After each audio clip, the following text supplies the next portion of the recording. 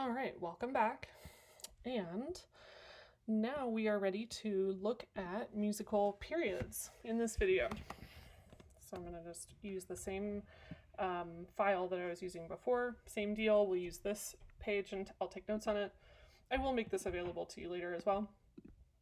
And then we also have this handout, and we'll start with example 5 on the third page. So, periods. Like a sentence, this is usually symmetrical, and both are usually 8 bars. That's not to say you could never have one that was 10 bars or 11 bars or something very strange, but I'm teaching you sort of the standard version of it, and then of course composers do their own things in the real world. Instead of one cadence, like a sentence would have, periods have 2 cadences. This is an extremely big distinction between the two of them. That's what makes them sound distinct from each other. So they still divide those 8 bars into 2 halves, and now there are 2 cadences. So up here in the presentation, where we had 2 basic ideas and then no cadence, here we have in the first part of the period, we'll call that the antecedent, 4 bars, basic idea, contrasting idea, weak cadence. Then we usually have a consequent, also 4 bars, usually basic idea again, and a cadential phrase of some kind, and then a strong cadence. So the weak, whoa, did not mean to do that, and there it goes. So the weak cadence happens first, followed by a strong cadence, and that weak-strong relationship is really important. I'm not going to map out the same thing because I think you get the idea. It works very similarly, except we have, well, actually, yes, I will. I lied.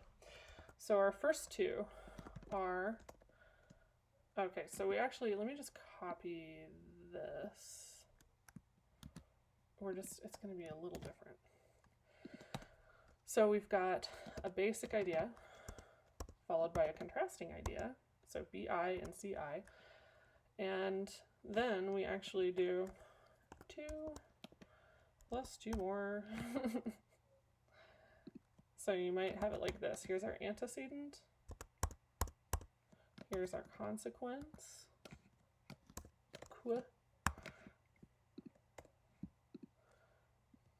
and if I can also just add one more thing, it would be to say that there is probably a half cadence here. It could be an imperfect authentic cadence, but I think more often than not it is a half cadence, and then usually a PAC over here. Not with the E on the end of it, that was just a little muscle memory typo. Okay, so BI-CI, half cadence, BI-CI again. The CI in the consequent will be different so that the cadence can be different too, because we have to have that weak-strong cadence relationship. So there's the kind of outline of what this looks like. I know this is starting to look like it's like a formula or something. I really don't mean for that to be the case. I think it'll make sense when we look at a musical example, so why don't we do that? So here's from this Mozart Piano Sonata K311. We'll start with this. You get to enjoy some more of my piano playing. So.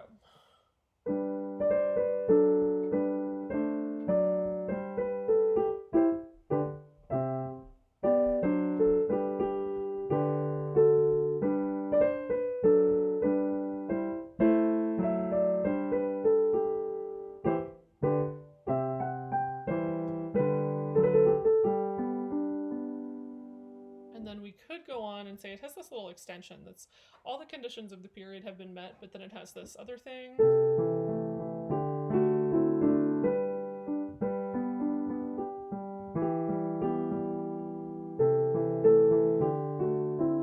And then if it repeated, it would cadence properly. So something important to remember when you're listening for all kinds of classical form stuff. Where does material repeat and where do cadences happen? Those are the two big questions for everything. So here, for example, we can tell it's a period because it has two cadences. So where do the cadences happen?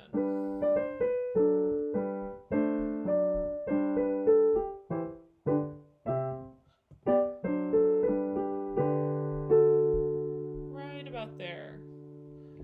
And that is a half cadence. A very small, very, very quick cadential 6/4. I'm not going to put Roman numerals on every single one of these, but if you'd like to do that for practice, you can certainly show them to me. That'd be fine.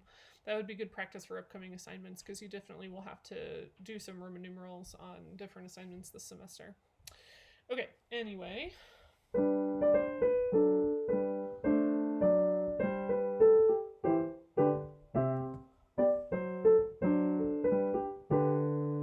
Half cadence, and then what's the relationship between the next measure and measure 1?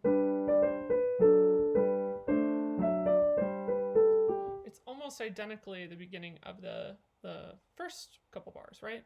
So that's where I say, you know, where does material repeat? It helps you understand where the phrase divides and what kind of phrase parts you're dealing with. So if I step away from the piano for a minute, here's our antecedent. And here's the beginning of our consequent. And that means that we should expect a perfect authentic cadence in the key of G to get us to the end of this period, which you might have noticed happens here. So, weak, strong. When the antecedent, I'll make this note over here, if the antecedent and consequent match, then we would call that a parallel period. Now, some textbooks and some folks make a distinction between parallel and similar. Similar might be if they are very, very close, but not really identical, the way that, in this case, this is certainly a parallel period. I'm not going to worry about that. To me, if they are parallel, then they are alike. If they are not, then we're going to call it a contrasting period. The other thing is that Kaplan, whose terminology I use a lot of the time, actually has way more distinctions than that. So we would call this, we would definitely call this a period, but anything that doesn't match exactly, he has like 8 other categories of names to call it. And so to me, like, either we should keep it very simple, or we can get into the nitty-gritty of like what might make it more than just a contrasting period, what might make it, almost like a combination of parts of a sentence and part of a period together.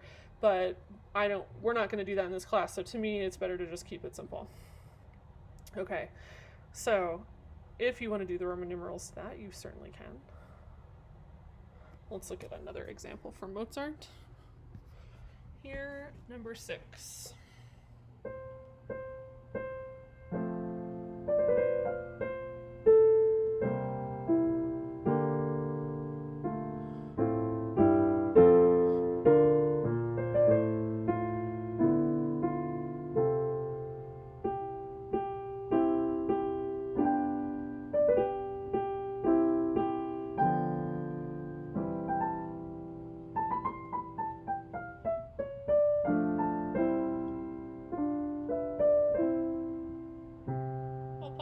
So pretty, and it's reasonably easy to play.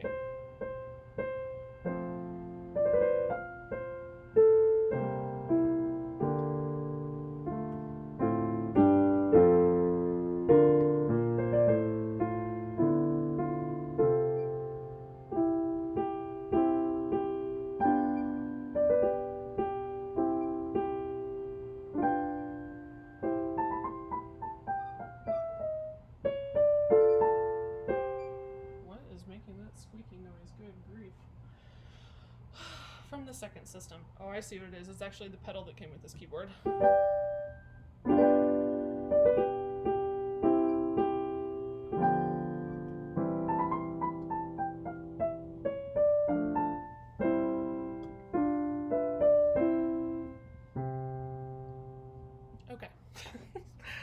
can pause here if you'd like to, and you can try to do some of those same labels on your own. I actually do want to do the Roman numerals here, so let's start by labeling the key. Feel free to pause it again if you want to take time to do the Roman numerals. Okay, I'm going to assume you're back. Either you've labeled some or all of it. In either case, you're ready to hear me say what I'm going to say about it. Let's start with the Roman numerals, why not? Here's our tonic and dominant, just reinforcing that at the beginning. Try to keep these more or less on the same plane.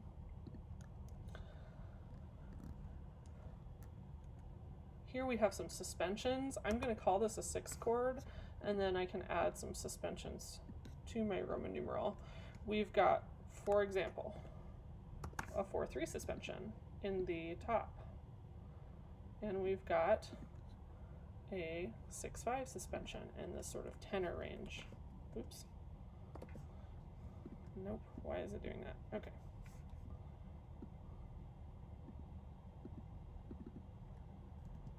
Okay. Here's our 6/5 suspension. I'll just stick that right there. But it is essentially acting as a 6 chord, followed by 1/6, followed by some kind of passing, a passing 6/4, you might think to yourself. I can tell that because it's got a C is still sounding. That might be a little bit hard to notice, but C, E, G, it looks like a G major, or excuse me, a C major 6/4 chord. That's not a 5/6/4 because that is not acting at a cadence point. We use the 5 to show when it's at cadential 6/4. This one's not. It is, however, just acting as a passing. Okay, and then we've got 4/6 moving down to just root position.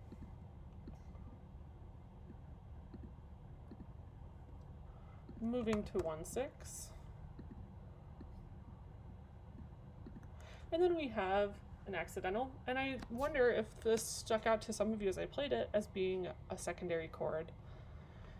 So we've got E, D, and B, so not, I think actually the E is not part of this chord. I think it's B, D, and F probably, with the D in the bass, which looks like 7 of something to me, and in fact I think it's probably a 7 diminished, 6 of 5 that happens immediately following.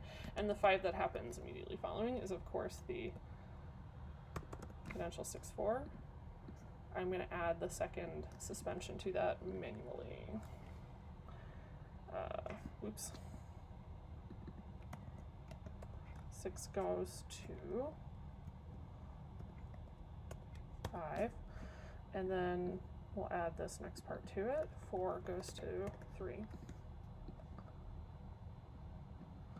Okay, still on 5 at that point, but when this happens, it's a good sign that a cadence is probably happening, in which case, what kind of cadence? But a half cadence. Actually, I'm going to stick that in the staff. Okay, so then it actually seems like we modulate at that point, kind of a direct modulation. You can say also that if you wish, that this is the pivot chord, but I don't like using, I personally would not do that because I don't like using cadences as pivot moments. And I think that this still sounds like it's an F, even though it's had a secondary chord. To me, the next chord is probably the pivot, in which case we would have 5 in the old key, and then I can draw that same thing, very fancy, and that would be 1 in the new key, because we're going to end this phrase in the key of C. C major, which is the key of 5 relative to where we started. So we put all of that just for this kind of modulation.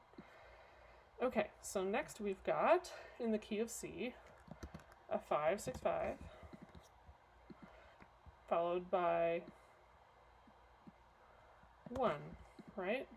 And we're just going to have those kinds of 5/4/3 Just sort of rocking back and forth between those 5/7 inversions and the 1 inversion, going to 1/6. And then we're ready for our cadence here. Here's a good predominant. Going to that same kind of 5, with 6 moving to 5. Ooh, will it let me do it here? It only looks moderately gross, so I'm going to use it. And of course it has a 7th on it also, so I'll just move that. Oop, didn't mean to do that. I'll just move the 7th over here myself. Back to 1. So it's a half cadence in the old key, followed by a pack in the new key of 5, so we want to always make sure we indicate that. And then the other thing we can do is go through and analyze the functions. So tonic, predominant, dominant, back to tonic is our kind of standard phrase. So we do want to try to identify those where we can in actual progressions. Here's our tonic chord, and you might be thinking, well, like, look at all this stuff, but we're getting toward, this is our dominant. It's like taking a bird's eye view of the whole progression and saying all of that is going to lead to this. And when I do that, I also want to identify a predominant if there is one, and here I think that secondary chord is being the predominant. So that should be a T. For tonic, I'm saying that the tonic progression, sorry, let me get my pen back there. The tonic progression lasts all that way. It's just what we would call an expansion of the tonic, and depending on what textbook you've used previously and where you went to school, you may not have done that at all. But it is a thing I want you to be able to do.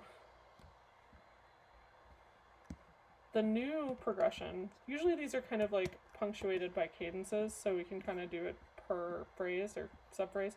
There goes our tonic. Going that way. See if it'll give me a clean arrow. Yes, it did. Tonic goes that way.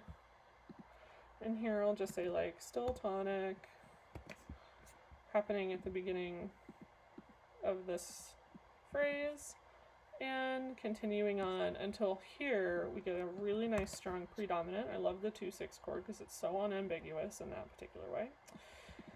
There's our predominant and there's our dominant.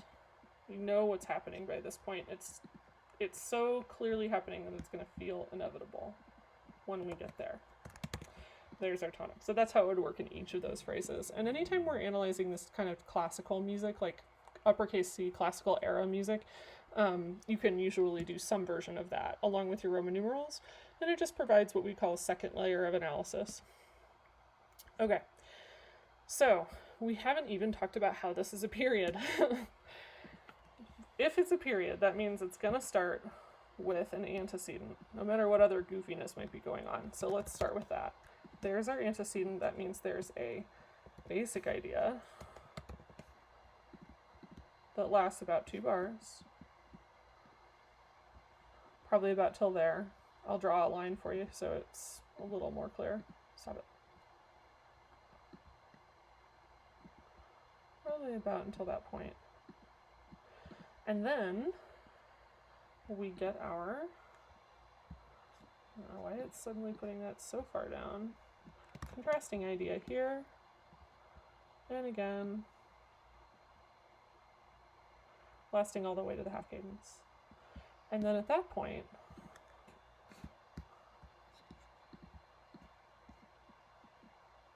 our consequent started. Now, remember with the last one I was telling you, like, here's an ideal sentence, and like, here's a very, very regular parallel period. I should add that to my labels for it. Okay, there's the text for it. Mysteriously so far from the part of the screen I was looking at. Okay, parallel period. And then here, remember the same like, categories of parallel versus contrasting. Does this antecedent look like this consequent? It starts off with the same little gesture, but that's so short, and then it really goes into something quite different. And so we would call that instead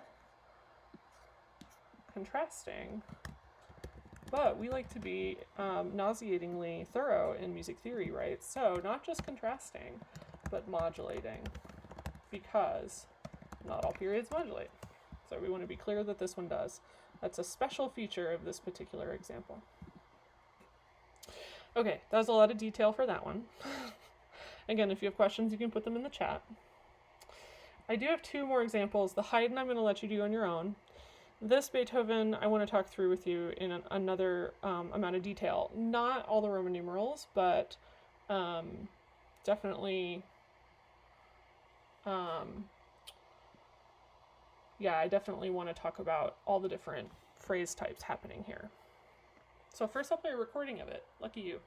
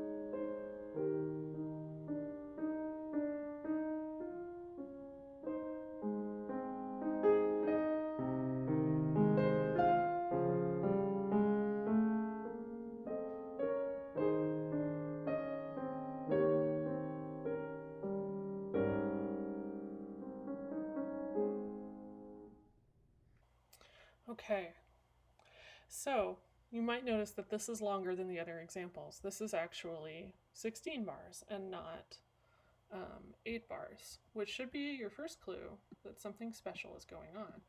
So C minor also is not true for this particular movement. Remember, we're in the second movement by now. Other stuff is happening. I do want to just note the key. I know I told you we're not going to do every single Roman numeral, and we're not. Okay. Within the first 8 bars, you'll notice that we could maybe call this a half cadence, but it's so slow that I don't think that's necessarily what's going on. Like, I wouldn't call the first and second bars like a subphrase leading to a cadence. So in that case, we go quite a while, actually 8 full bars, until we get to this half cadence. And then notice where, of course, where does material repeat? Well, this bar, 9, looks an awful lot like 1. So they have a parallel relationship. In which case, it's probably true, whoa, that this is an antecedent. And this is a consequent. And they have an antecedent-consequent relationship with each other, even though they're that long. So this is actually called a compound period. Oops. But wait, there's more. Within the antecedent's 8 bars long and ends with a half cadence. Well, if you look back at our chart, something that's 8 bars long and has only 1 cadence in it could be a sentence. And so then look at these first 2 bars and then these second 2 bars and tell me, does that look like it could be a basic idea followed by a contrasting idea? Indeed it does. So, or excuse me, a basic idea followed by its own repetition.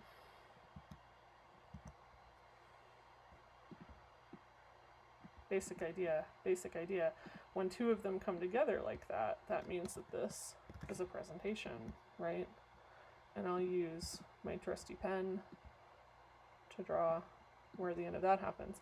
After a presentation, we should get, actually I should extend that a little bit, huh? After the presentation ends, we get a continuation.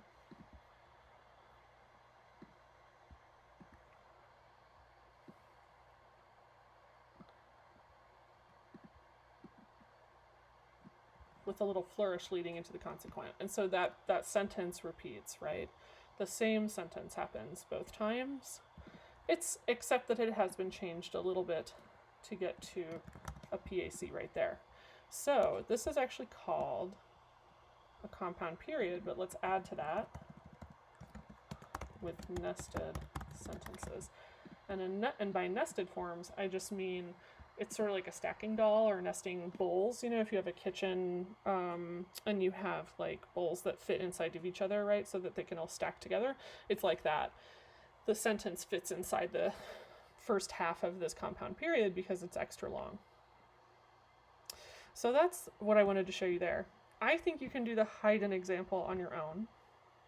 So take your time and do that. Feel free to post a version of it in the thread, or you can send me a copy of it if you want some feedback for no grade or anything like that, just for practice. That would be totally fine. And then I'll post an edited version of this later in the week. And that's all I'm going to say about sentences and periods, except that they'll probably come up again as we now start looking at what happens when you put multiple periods together into things like binary and ternary forms. So that's where we're headed next week. If you have any questions, definitely post them in the discussion, or you can email me individually, and we can always talk in office hours, or we can set up a time to talk one-on-one. Bye for now.